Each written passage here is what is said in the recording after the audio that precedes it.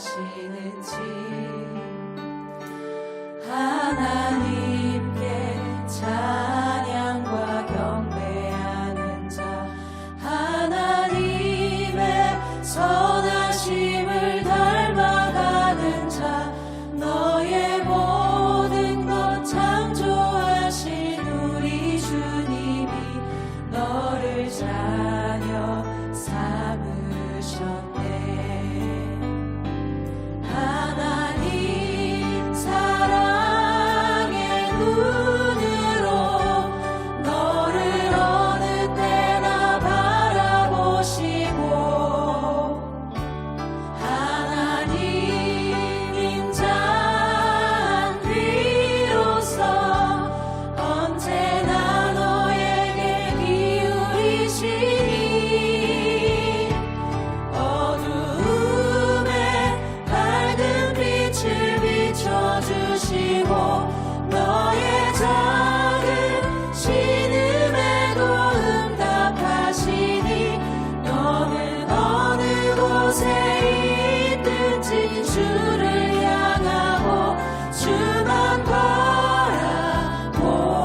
바라볼지라. 하나님께 찬양과 경배하는 자 하나님의 선하심을 닮아가는 자 너의 모든 것 창조하신 우리 주님이 너를 자녀 삼으셨네. 하나님 사랑의 눈으로 너를 어느 때나 바라보시고 하나님 인자한 귀로서 언제나 너에게 기울이시니 어두움에 밝은 빛을 비춰주시고 너의 작은 신음에도 응답하시니 너는 어느 곳에 있든지 주를 향하고 주만 바라볼지라. 하나님 사랑의 눈으로 너를 어느 때나 바라보시고 하나님 인자한 귀로서 언제나 너에게 기울이시니 어두움에 밝은 빛을 비춰주시고 너의 작은 신음에도 응답하시니 너는 어느 곳에 있든지 주를 향하고 주만 바라볼지라. 주만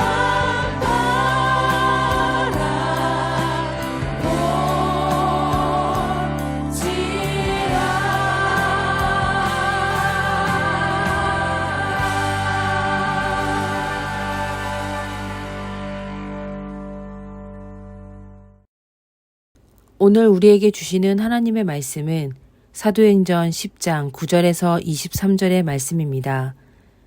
이튿날 그들이 길을 가다가 그 성에 가까이 갔을 그때 베드로가 기도하려고 지붕에 올라가니 그 시각은 제6시더라. 그가 시장하여 먹고자 하매 사람들이 준비할 때 황홀한 중에 하늘이 열리며 한 그릇이 내려오는 것을 보니 큰 보자기 같고 네 기를 메어 땅에 드리웠더라. 그 안에는 땅에 있는 각종 네 발 가진 짐승과 기는 것과 공중에 나는 것들이 있더라.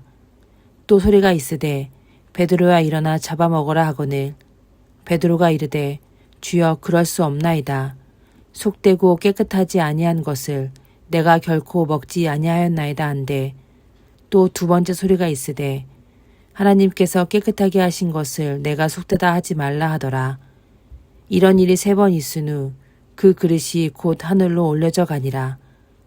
베드로가 본 바 환상이 무슨 뜻인지 속으로 의아해하더니 마침 고넬료가 보낸 사람들이 시몬의 집을 찾아 문 밖에 서서 불러 묻되 베드로라 하는 시몬이 여기 유숙하느냐 하거늘 베드로가 그 환상에 대하여 생각할 때 성령께서 그에게 말씀하시되 2 사람이 너를 찾으니 일어나 내려가 의심하지 말고 함께 가라.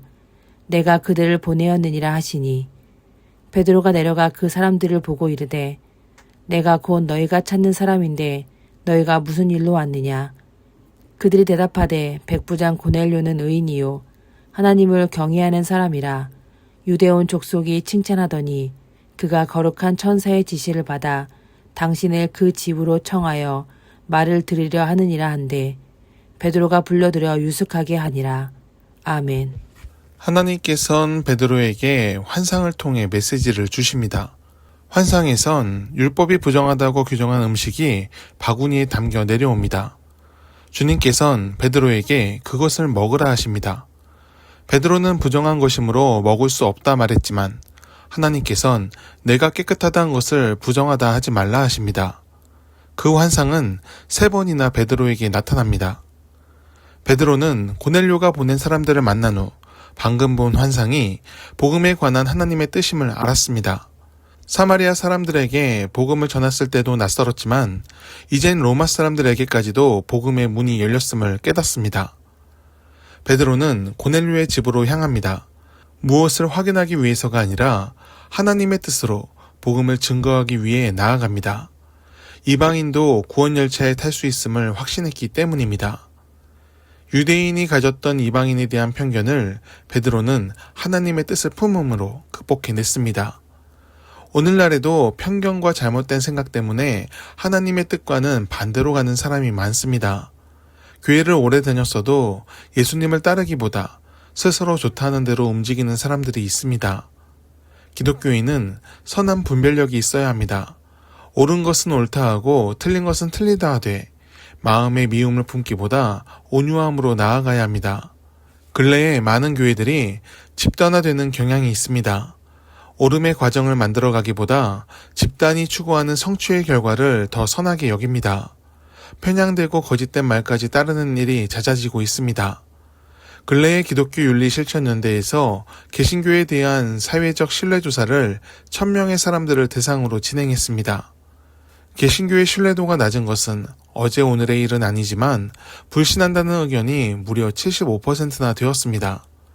여러 이유 중에 부끄럽게도 탐욕과 정치적 편향성이 껴있었습니다.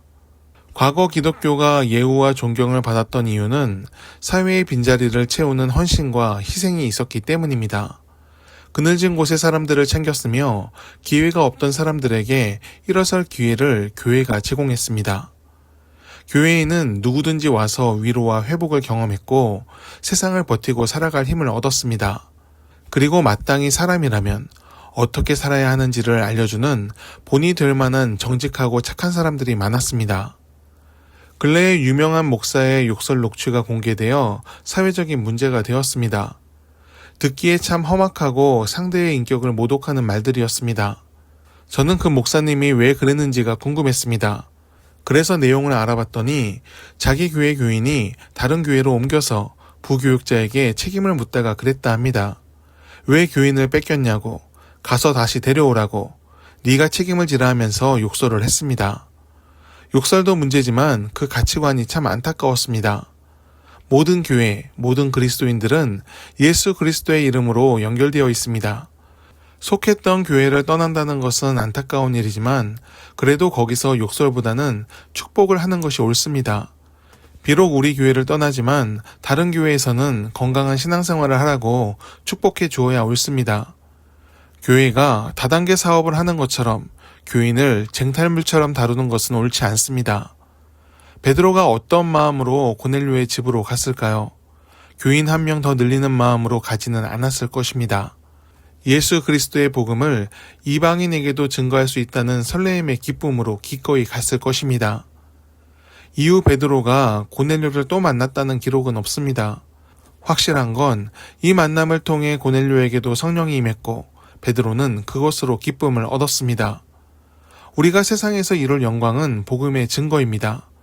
교회가 크다 작다에서 즐거움을 찾지 말고 예수 안에서 예수와 함께 예수를 증거하며 오늘을 사는 즐거움이 있길 바랍니다. 그것이 성령께서 베드로에게 주신 기쁨인 동시에 우리에게 주신 은혜입니다. 기도하겠습니다. 복음을 따르는 즐거움이 우리에게 있게 하옵소서. 세상이 좋다 하는 즐거움을 따르지 않게 하시고 예수 안에서 즐거움을 누리게 하옵소서.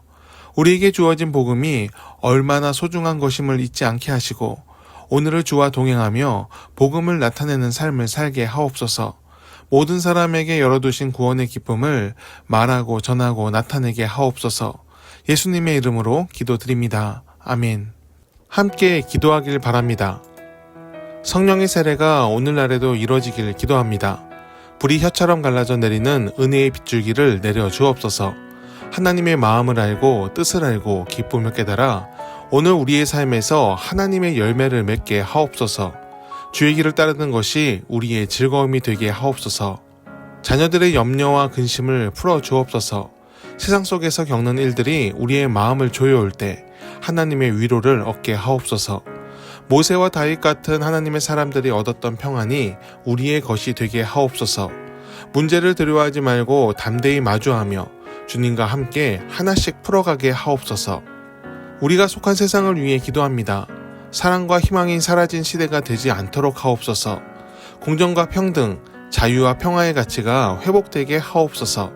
갈등을 조장하며 사회를 분열시키고 하나님의 공의를 굽게 하는 자들을 부끄럽게 하시고 주의 길로 행하며 정의와 긍휼을 베푸는 자들을 귀히 써주옵소서.